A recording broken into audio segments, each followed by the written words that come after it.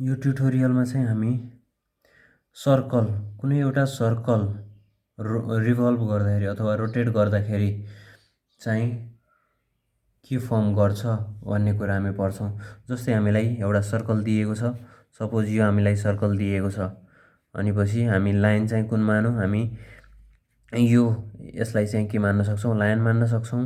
र यदि यो रिभल्भ गरेको छ भने, अब यो रिभल्भ गरिरहेको छ भने र एउटा पोइन्ट यहाँ छ भने यो पोइन्ट के हुन्छ, अब हाम्रो यो सर्कल यही लाइनमा रिभल्भ गर्नु पर्यो भने एउटा पोइन्ट सपोज यहाँ छ, हाम्रो यहाँ छ भनेपछि अब यो एउटै यही लाइनमा रिभल्भ गर्दाखेरि के हुन्छ, हाम्रो यो पोइन्ट एकचोटि यहाँसम्म पुग्छ। अब यो यहाँ गर्दा गर्दै हाम्रो यतातिर पुग्छ हो भनेपछि हामीले साइक्लोइड, ट्राइक्लोइड, सुपर ट्राइक्लोइड, एपिसाइक्लोइड जति पनि पढ्छौँ, हाइपोसाइक्लोइड जति पनि पढ्छौँ, यसमा चाहिँ हामीले के गर्ने हो, एउटा सर्कललाई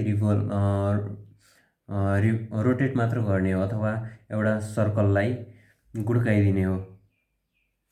गुड्काइदिनु मतलब के हो, यो चाहिँ हाम्रो गुड्काइदिनु भन्छ। मेरो टेप चाहिँ अलि टाढै पुग्यो, केही छैन। हामी हेरौँ साइक्लोइड हेरौँ। हामी सुरुमा साइक्लोइड हेरौँ। साइक्लोइडमा चाहिँ हामी के गरिन्छ, एउटा सर्फेस लिइन्छ अनि पछि एउटा जेनेरेटिङ कर्भ। ल यसमा चाहिँ तपाईँले जान्नुपर्ने चिज चाहिँ के रहेको छ भन्दाखेरि generating curve, rolling curve. Rolling curve भने कि जेनेरेटिङ कर्भ भने कि, जेनेरेटिङ कर्भ भने चाहिँ हाम्रो त्यस्तो कर्भ जुन चाहिँ हाम्रो के छ, जस्तै म तपाईँलाई इक्जाम्पल दिन्छु। हाम्रो जेनेरेटिङ कर्भ भने चाहिँ अब तपाईँ यसलाई चाहिँ बेस मान्नुहुन्छ भने चाहिँ हाम्रो अब कुन चाहिँ, अब यसलाई तपाईँ ब्ल्याक लाइनलाई चाहिँ बेस मान्नुहोस्। यदि तपाईँ त्यस्तो गर्नुहुन्छ भने चाहिँ हाम्रो के हुन्छ भन्दाखेरि, अब हाम्रो यदि भित्रको सर्कल मुभ गर्छ भन्ने मान्ने हो भने हाम्रो रोलिङ सर्कल चाहिँ भित्रको हुन्छ र बाहिरको चाहिँ हाम्रो के हुन्छ, जेनेरेटिङ सर्कल हुन्छ। अनि पछि यदि हामी बाहिरको मुभ गर्छ, बाहिरको पोइन्ट बाहिर छ र त्यो सर्कल मुभ गर्छ भनेर मान्ने हो भने हाम्रो बाहिरको सर्फेस चाहिँ के हुन्छ, रोलिङ सर्कल हुन्छ र भित्र जुन सर्कल हुन्छ त्यो चाहिँ हाम्रो जेनेरेटिङ सर्कल हुन्छ। जेनेरेटिङ सर्कल र रोलिङ सर्कलको हाम्रो रेडियस दिएकै हुन्छ, क्वेसनमा दिएको हुन्छ। भनेपछि हामी अब साइक्लोइडमा जाउँ। साइक्लोइडमा चाहिँ हाम्रो के हुन्छ भन्दा रोलिङ सर्कल र जेनेरेटिङ सर्कल सेम हुन्छ। अनि यसमा अझै एउटा जान्नुपर्ने कुरा के छ हाम्रो यो कर्भ्समा भन्दाखेरि, हामीले रेडियस चाहिँ के को लिने भन्दाखेरि हामीले रेडियस जहिले पनि रोलिङ सर्कलको नै लिइन्छ। हामीले क्वेसनहरू गर्दाखेरि जति बेला पनि रेडियस के को लिने भन्दाखेरि रोलिङ सर्कलको नै लिइन्छ। भनेपछि अब हामी सुरु गरौँ।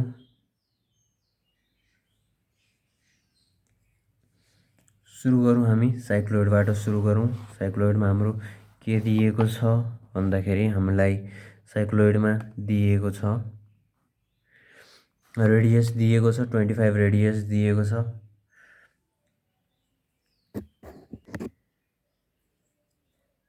यहाँ तपाईँ देख्न सक्नुहुनेछ r = 25 दिएको छ।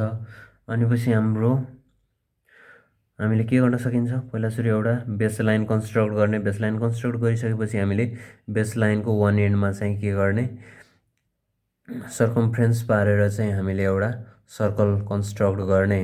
सर्कल कतिको कन्स्ट्रक्ट गर्ने भन्दाखेरि यसको सर्कल कन्स्ट्रक्ट गर्न पर्पेन्डिकुलर तान्नुहोस् सेट स्क्वायर लगाएर। अनि पछि सेन्टर कति 25 भनेपछि 25 mm को आर्क लिएर चाहिँ हामी के गर्न सक्छौँ, रेडियस 25 कन्स्ट्रक्ट गर्न सक्छौँ। त्यो गरिसकेपछि हामी सर्कललाई चाहिँ 12 भागमा डिभाइड गर्छौँ। किन 12 भागमा डिभाइड गरेको, तपाईँ जति भागमा पनि डिभाइड गर्न सक्नुहुनेछ। 4 भागमा डिभाइड गरेर गर्नुहोस्, जतिसुकै भागमा डिभाइड गरेर पनि गर्न सक्नुहुनेछ। एकुरेसी, मोस्ट एकुरेसीको लागि हामीले 12 भागमा डिभाइड गरेको छ।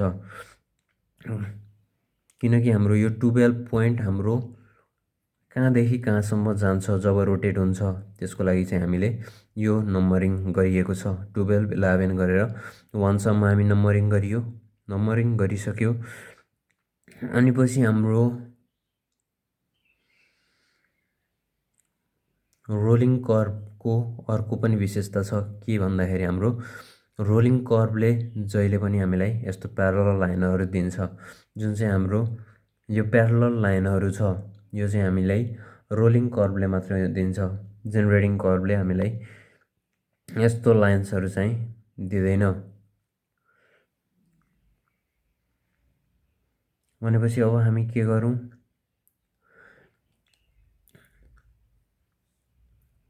भन्दाखेरि यसलाई पनि हाम्रो यसको लेन्थ चाहिँ कति हुन्छ, पाइडी हुन्छ। जस्तै इन्भोल्युटमा के भएको थियो, इन्भोल्युटमा सोलिडलाई रिभोल्युसन गराइएको थियो, यसमा चाहिँ हामीले सर्कललाई सर्फेसमा रिभोल्युसन गराएको छ भन्दाखेरि यसको चाहिँ हाम्रो सर्कम्फ्रेन्स बराबरको चाहिँ के हुन्छ, यसको लेन्थ हुन्छ।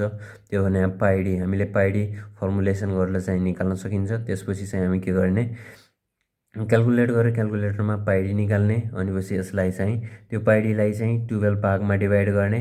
12 भागमा डिभाइड गरिसकेपछि चाहिँ हामी के गर्न सकिन्छ भन्दाखेरि 12 भागमा डिभाइड गरिसकेपछि चाहिँ हामी त्यसलाई चाहिँ 12 इक्वल भागमा डिभाइड गर्ने, अनि पछि हामी के गर्ने भन्दाखेरि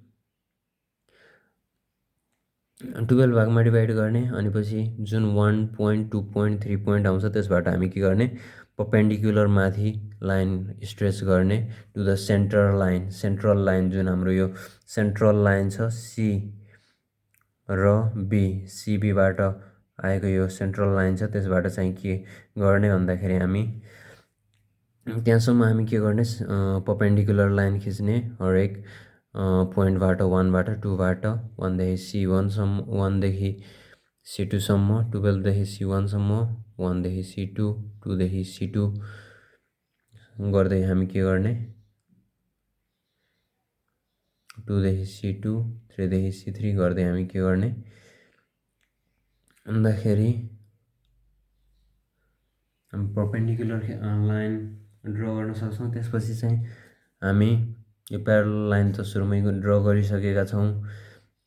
अब त्यसपछि चाहिँ हामी सी एन्ड C2, किनकि यो हाम्रो रोलिङ सर्कल हो भनेपछि यसको रेडियस कति हुनुपर्छ, CC2 हुनुपर्छ। CC2 एज रेडियस, CC2 को हामी के गर्ने, रेडियस लिने, CC2 को रेडियस लिने र हामी के गर्ने, CC2 को चाहिँ हामी के गर्ने, रेडियस लिने।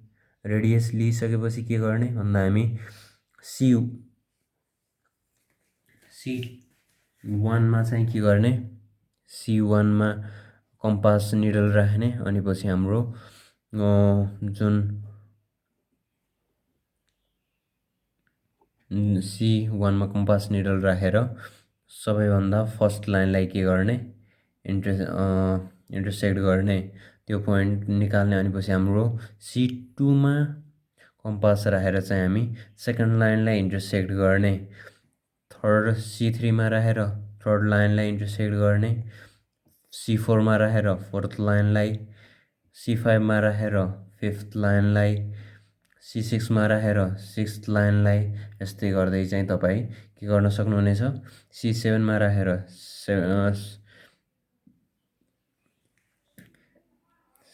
7 भएको लाइनलाई, अनि 8 मा राखेर 8 बाट पास भएको लाइनलाई, 9 बाट 9 मा राखेर C9 मा राखेर चाहिँ हामी 9th लाइनलाई, अनि 10 मा राखेर 10th लाइनलाई, अनि 11th मा राखेर चाहिँ तपाईँ के गर्न सक्नुहुनेछ भन्दाखेरि सेकेन्ड लास्ट लाइन, अनि C12 मा राखेर चाहिँ लास्ट लाइनलाई चाहिँ के गर्न सक्नुहुनेछ, इन्टरसेक्ट गर्न सक्नुहुनेछ। इन्टरसेक्ट गरिसकेपछि तपाईँको के हुनेछ, इन्टरसेक्ट गरिसकेपछि हाम्रो सर्टेन पोइन्ट्सहरू आउनेछ। सर्टेन पोइन्ट्सलाई चाहिँ हामी फ्रेन्च कर्भ युज गरेर कनेक्ट गर्दाखेरि चाहिँ हाम्रो साइक्लोइड आएको छ, यसलाई हामी जोइन गर्ने, यो चाहिँ हाम्रो साइक्लोइड भयो।